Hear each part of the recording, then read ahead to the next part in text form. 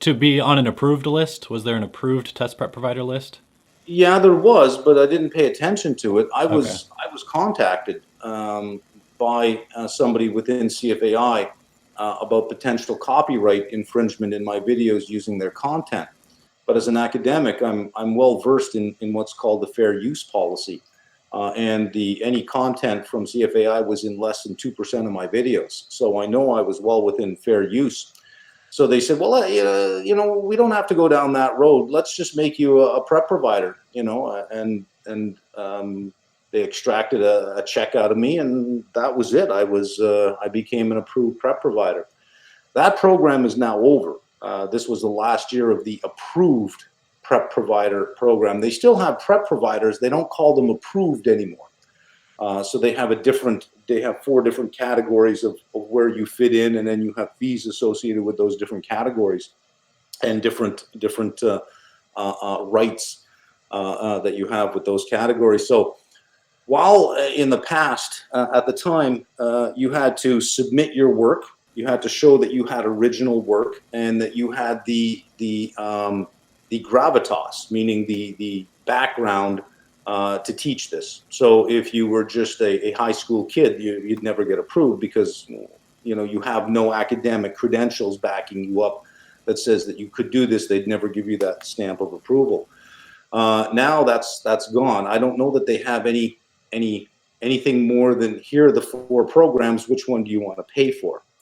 And then you simply have to grow. It's all based on size, and you simply just have to grow into each of the tiers. I think that it was because there were way too many that were not very good, way too many that were using permissions way beyond what they were allowed to use, and it was very difficult to police when you had one-off agreements with over 100 different companies. That's a lot. Wow. And if everybody's an approved prep provider, then the name approved prep provider has no meaning at that point. If everybody is going to be that, so if it has no meaning, let's just get rid of it. So I think that the moves that they're making in that direction streamline the process, makes a lot of sense, and I'm more than happy with it.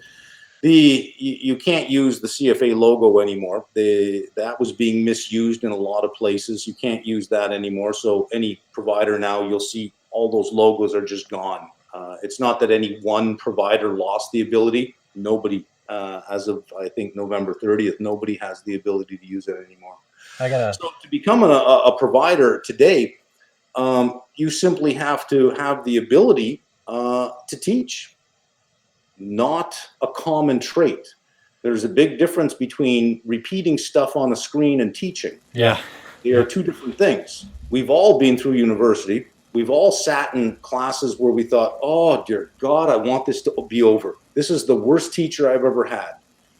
Because universities don't hire teachers, they hire researchers. Yeah.